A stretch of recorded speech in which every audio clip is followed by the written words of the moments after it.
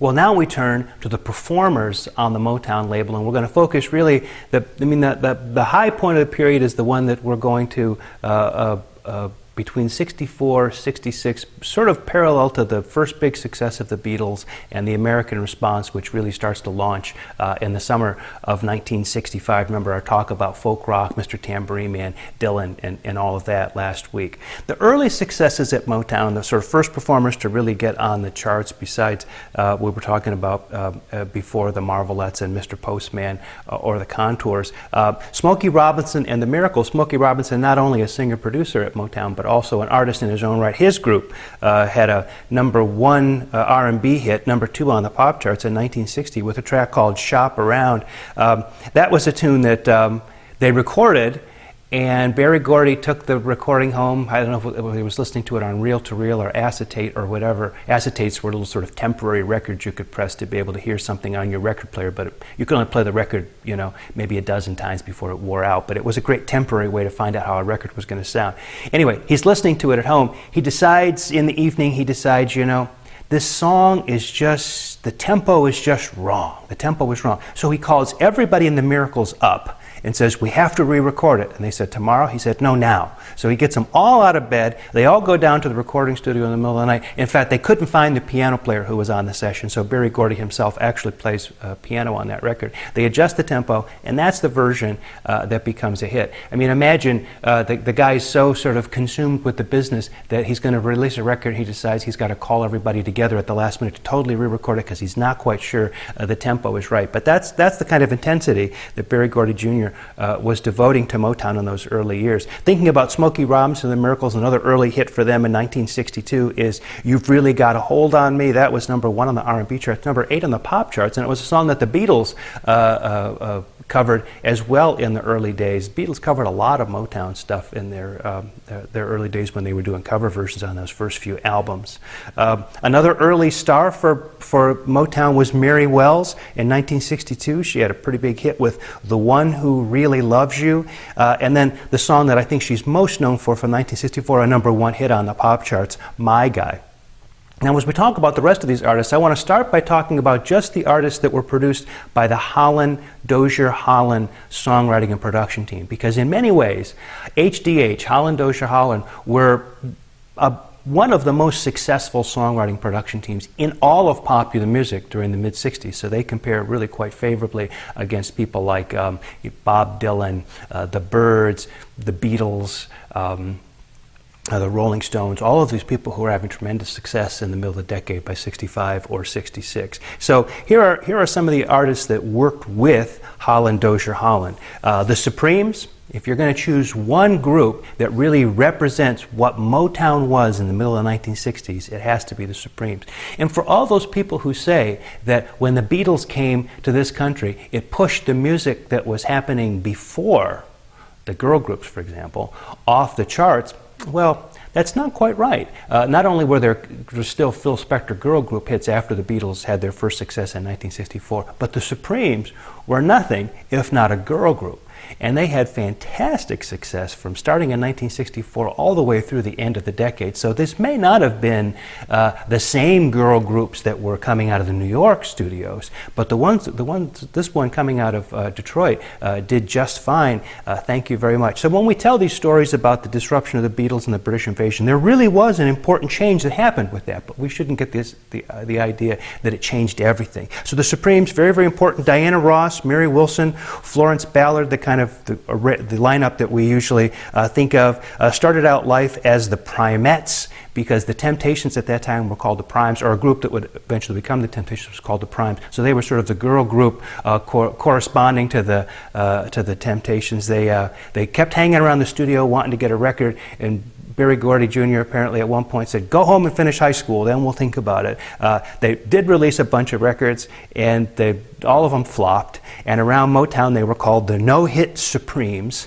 At one point, Berry Gordy decided that it should be Diana Ross who did all the lead vocals. She's, technically speaking, is not the strongest voice in the Supremes, but Berry Gordy saw a certain kind of potential in her voice, a certain kind of power. I think it was a certain kind of sensuality in the delivery of the songs. He identified and decided she should be the one that really sings lead on all these tunes. So he pairs them together with Holland Dozier Holland. On the third try, they get a #1 hit in the summer of 1964 with Where Did Our Love Go? A #1 hit at the charts at exactly the same time as the Beatles were releasing A Hard Day's Night, and everybody was in the throes of Beatlemania here at the Supremes at the top of the charts. So again, Beatles Supremes sort of blow for blow, they really kind of keep pace with each other. Well, they had 5 consecutive #1 hits. Again, it sounds like I'm talking about the Beatles or the Rolling Stones here. Baby Love and Come and See About Me from 1964, Stop in the Name of Love, and Back in My Arms Again from 1965, and continued to have fantastic success throughout the rest of the 1960s. Of course, Diana Ross going on to have a fantastic solo career when Motown eventually moved to Los Angeles in the 70s and got more involved in the film industry. Another group that was working with Holland Dozier Holland during these years, the Four Tops. So they had the Supremes on one hand, their sort of their girl group, and the Four Tops, their guy group, if you will. They originally formed in 1954 and signed to Chess Records in Chicago, but they moved to Motown in 1964, featuring Levi Stubbs on lead vocals. Their arrangements for HDH often featured orchestra in interesting kinds of ways, maybe more orchestra on those records than you would find on other records by, say, the Supremes, the Temptations, Martha and the Vandellas, some of the other artists. If you're looking for representative examples of the Four Tops, there's probably a couple that you really should check out.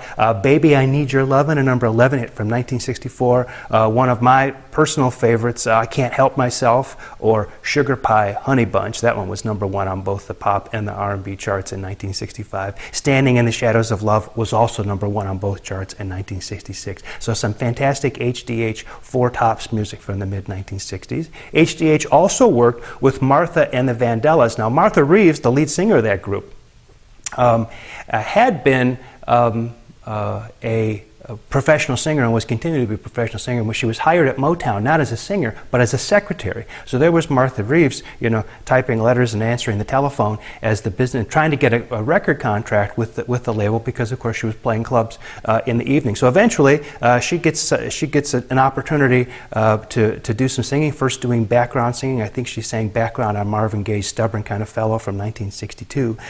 Anyway, her group, Martha and Vandellas, has a very big hit with Heat Wave, produced again by HDH, #4 on the pop charts, #1 on the R&B charts in 1963. So they're before the arrival of the Beatles in this country. Mickey Stevenson takes over for a minute with Dancing in the Streets, ironically maybe the most famous of the Martha and the Vandella tunes. That's from 1964, a #2 hit. And then HDH take over again. They have hits in 1965 with Nowhere to Run and Jimmy Mack in 1967. Other acts worked with more than one producer. In fact, what Berry Gordy Jr. would do is he would put an act with the producer until they didn't get a hit, and then he would switch and try to get another producer, another songwriter into the game, see if they would have better luck with that act. So maybe one of the most famous instances of that is the Temptations, who, when I was talking about the Supremes, I said they were originally formed as the Primes. Well, they were actually a combination of two groups, the Primes and the Distants, who came together to form the Temptations. They were famous for their choreography. 5 guys in the group, fantastic dancers, but that also brought them into friction with Charlie Atkins, who believed that he was the guy who was in charge of choreography for everybody on the label. But the Temptations were like, hang on, man, we already got our routines. So there was a bit of friction there, a bit of a tug of war over exactly what the moves would be. So the Temptations dance moves were a little bit more athletic, a little bit more show-offy and ostentatious than some of what the other groups did. But they were famous for exactly those same kinds of things. When we think about the Temptations choreography, we have to think of that as a piece with some of the things that James Brown, we'll talk about him a little bit later, some of the kind of things James Brown was doing with his dancing, and eventually what the Jackson 5 and Michael Jackson would do as we get into the 70s and into the 80s as well. So the Temptations, not just for their music, but for their presentation, for their choreography, became a very influential kind of group. Initially, probably during this golden period, mid-60s, we're talking about David Ruffin on lead vocals with also the lead vocals of Eddie Kendricks, whose voice is that high falsetto kind of thing. Remember last week I was talking about the falsettos on two coasts. There's Brian Wilson singing falsetto in those Beach Boys records, and there's Frankie Valli singing with the Four Seasons, all those falsetto parts on the East Coast. Here in Motown, we've got Eddie Kendricks with maybe his number 3 in that sort of triumvirate of great sort of falsetto vocals, especially if you listen to the tune "The Way You Do the Things You Do" from 1964, a number 11 hit, written and produced by Smokey Robinson. Smokey went on to have a hit with more hits with the group, including "My Girl," which was number 1 on both the pop and the R&B charts in 1965, and then things began to slip a little bit for Smokey. And so Berry Gordy Jr. Turned it over to Norman Whitfield, and Whitfield sort of carried the Temptations for the rest of the 60s and into the 70s. "Ain't Too Proud to Beg" was a number 1 R&B hit in 1966, 13 on the pop charts, and "I Know I'm Losing You" was number 1 on the R&B charts, number 8 on the pop charts in 1966. So the Temptations, again, another great example of some of the Motown artists in the mid-60s. Others, Marvin Gaye, a fantastic singer who worked with a variety of Motown producers, producing several hits. "Pride and Joy" from 1963 was with Mickey Stevenson. "How Sweet to Be Loved by You" from 1965 was a hit that HDH did with him, and "Ain't That Peculiar" from 1965 was done with Smokey Robinson. We'll talk more about Marvin Gaye when we talk about black pop in the 70s, because his album "What's Going On" becomes not only an important record for black pop, but one of the first Motown concept albums. And by the time we get to there, also with Stevie Wonder, who we'll talk about next, by the time we get to there, we're after having artists play a real kind of role in producing their own records, something that's very much at odds with what's happening at Motown right now, which is about producers, artists, studio band, all having their own separate jobs. Finally, let's talk for a minute about Stevie Wonder, who starts out as a child star at Motown, singing and playing the harmonica. Initially not really thought of as a songwriter or producer in his own right, which is kind of strange to think of, because now that's primarily what we think of Stevie Wonder as, being one of these guys who can play everything, do everything, a fantastic musician. But at the time he was a performer, singing, playing the harmonica. His first big hit, number 1 on the pop and the R&B charts in 1963, was called "Fingertips Part 2," and was actually almost recorded by mistake. In other words, it was a live recording that went so well that they ended up releasing it. In fact, it was so loose, the live recording was, that the bass player had left the stage to get ready for the next act that was coming out afterwards. I think it was Mary Wells or something, because all these Motown groups would perform together on the same show. And you can hear him sort of run back out on the stage, pick up his bass, and you can hear on the recording he's saying, "What key? What key?" So we can get back in on the tune. Anyway, that was a big hit for Stevie Wonder. All that sort of infectious Stevie Wonder sort of energy. Really, that's the first time it sort of hits the airwaves. Berry Gordy Jr. is listed as the producer for that, but as I said, that was not really a produced session.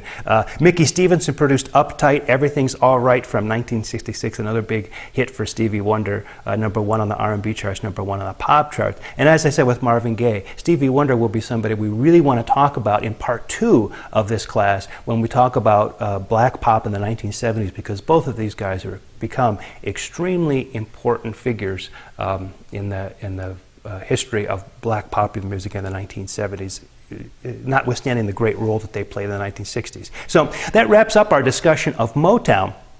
We next turn to Memphis, south of Motown, and to Southern Soul, Stax, or as they called themselves, Soulsville, USA.